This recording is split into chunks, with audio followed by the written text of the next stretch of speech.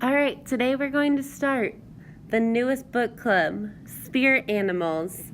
This is the first book in a series. We can tell that it's in a series because right here it says book 1. All right, I found this picture of the series on Google. All right, this is book 1. Here's book 2, book 3, book 4, book 5, book 6, and book 7. And then when you finish the whole series, it's really awesome to read this book, The Tale of the Great Beast, and it tells you the story of what happened before all of these kids met their great beasts. And then after that, there's actually a second series that tells about what happens later on. And this is the after series, the second one I was just talking about. Here, and it's called The Fall of the Beast. So if it says The Fall of the Beast at the top, you're in the second series. Okay? Book 1 is here. Book 2, Book 3, Book 4, Book 5, and Book 6. So if you really like the first series of Spirit Animals, which I hope you do, then these would be the next books that you could read. And when you finish this one, there's a special book.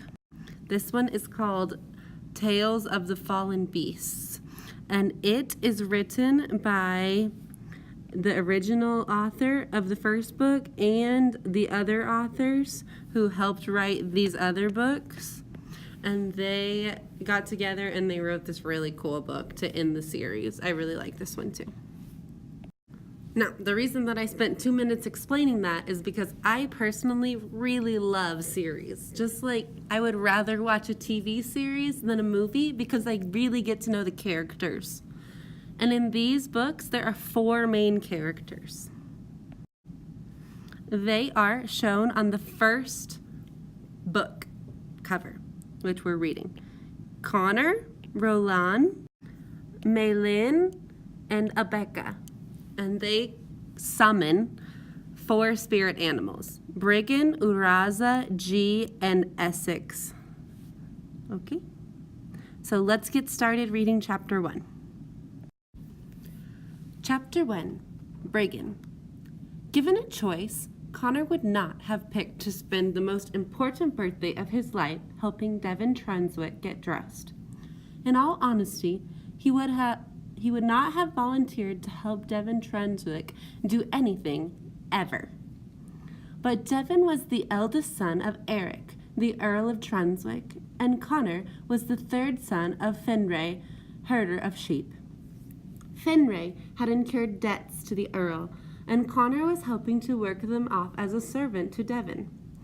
The arrangement had begun over a year ago, and was set to last at least 2 more. Connor, who had to hook each fiddly clasp on the back of Devin's coat correctly, or the folds would hang crooked, and he would hear about it for weeks. The fine material was more decorative than practical. If caught in a storm, Connor knew that Devin would wish for a simpler, more durable coat, one without clasps, one that might actually keep him warm. "Are you done fussing around back there?" Devin asked, in exasperation. "Sorry for the delay, my lord," Connor replied. "There are 48 clasps, and I'm just now linking the 40th. How many more days will this take? I'm about to die of old age. Are you inventing numbers?" Connor resisted a sharp reply. Having grown up counting sheep, he probably knew his numbers better than Devin. But arguing with a noble caused more trouble than it was worth. Sometimes Devin seemed to deliberately tempt him. "It's my best guess." The door flew open and Dawson, Devin's younger brother, burst into the room. "Are you still getting dressed, Devin?" "Don't blame me," Devin protested. "Connor keeps napping." Connor only gave Dawson a brief glance. The sooner he finished the clasps, the sooner he could get himself ready. How could Connor fall asleep? Dawson called. giggling. Everything you say, brother, is so interesting. Connor resisted a grin. Dawson seldom stopped talking. He often got annoyed, but he could sometimes be pretty funny. I'm awake. Aren't you done yet? Devin complained. How many are left? Connor wanted to say 20. 5. Think you'll summon a spirit animal, Devin? Dawson asked. I don't see why not, Devin replied. Grandfather called a mongoose. Father produced a lynx. Today was the Trunswick Nectar Ceremony. In less than an hour, the local children who turned 11 this month would each try to call a spirit animal. Connor knew that some families tended to form bestial bonds more regularly than others. Even so, calling a spirit animal was never guaranteed, no matter what your family name.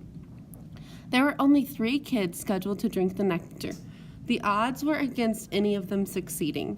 It was certainly nothing to boast about before it happened. What animal do you think you'll get? Dawson wondered. Your guess is as good as mine, Devin said. What do you expect? A chipmunk, Dawson predicted. Devin lunged at his brother, who scampered away, giggling. Dawson was not dressed as formally as his older brother, which allowed him freer movement. Still, Devin soon caught him and tackled him to the floor, pinning him down. A bear would be more like it, Devin said, grindling his elbow into his brother's chest. Or a wildcat like father. First thing I'll do is have it taste you. Connor tried to wait patiently. It wasn't his place to intervene. You might get nothing, Dawson said bravely. Then all I'll be is the Earl of Trunswick and your master. Not if father outlives you. I'd mind my tongue, second son. I'm glad I'm not you. Devin twisted Dawson's nose until he yelped, then stood up, brushing off his trousers. At least my nose isn't sore. Connor will drink the nectar too, Dawson cried. Maybe he'll be the one to call a spirit animal. Connor tried to look invisible. Did he hope to summon a spirit animal? Of course. Who wouldn't? He couldn't help hoping. Just because nobody in his family had ever done it since some obscure great-granduncle decades ago didn't make it impossible. Right, Devin chuckled. And I suppose the Smith's daughter will summon one too. You never know, Dawson said, sitting up, rubbing his nose. Connor, what would you like to have? Connor stared at the floor. He had been asked a direct question by a noble, so he had to answer. I've always gotten along well with dogs. I'd like a sheepdog, I guess. What an imagination, Devin laughed. The sheepherder's dream of calling a sheepdog. A dog would be fun, Dawson said. And common, Devin said. How many dogs do you have, Connor? My family? 10, the last I counted. How long since you've seen your family? Dawson asked. Connor tried to keep his voice even. More than half a year. They'll be there today? I expect they'll try. It depends on whether they can get away. In case they couldn't make it, he didn't want to show that he cared. How novel of you, Devin sniffed. How many clasps remain? 3. Devin turned around. Let's not dawdle. We're running late. All right. I want you to finish reading the rest of the chapter. This is the map found before page 1. It is of Erdas. So this is the name of the world that this book takes place in. Now Connor is from Trunswick. That's the city. It's on the continent of Eura. Okay, that's very important for you to understand. Now Connor's family are shepherds. They have flocks of sheep, like in this picture, and their job is to make sure that the sheep are safe. Now, this story takes place probably where they don't have technology. Okay, so animals and farming were very important to these people. Okay, he said he wanted a sheepdog, which in this picture we can see that would help him be a better shepherd. Now, on the cover of the book, which of these kids do you think is Connor? He's a shepherd, so he has a shepherd's crook. So we can tell that this is Connor from Yora. Before we conclude this video, I wanted to tell you about a few of the words that you're going to see quite a bit in the book. The first one is nectar ceremony. So nectar is juice or fluid from plants. So they're drinking something and it's from plants. And ceremony is a public celebration for an event. So this could be like a wedding or a quinceañera or anything. It's some stuff that people come to. Okay, the next word is spirit animal. Now you'll find lots of different definitions for spirit animals, but in this book it's an animal that has a connection to a person. And these people in the book can summon the spirit animal. So the person wants the spirit animal to appear and they will it. They want it so much that it happens. And summoned would be the past tense. So Devon's dad is the Earl of Trunswick, and an earl is the owner of the land, usually the friend of a king, and the earl is in charge of the peasants. He's the leader of the town, and peasants are regular people. Now, the next word is green cloaks. This is a word you're going to hear a lot. The green cloaks are all bonded to spirit animals. Every one of them has a spirit animal. They are in charge of the nectar that we talked about earlier. And remember, bonded means that they have that connection to the spirit animals.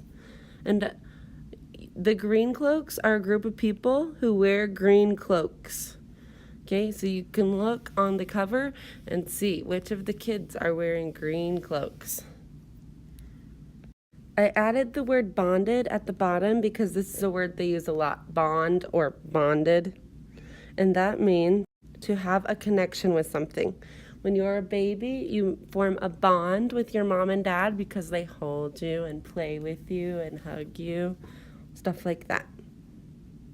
So nobles, this last word that we're going to look at today, are wealthy people in a kingdom. So we don't have them in the United States because we're not a kingdom, we're a democracy, whose family have been important for years. So usually they, at some point, were friends of a king or a queen, and then they become these people that own the land and are in charge of all the peasants.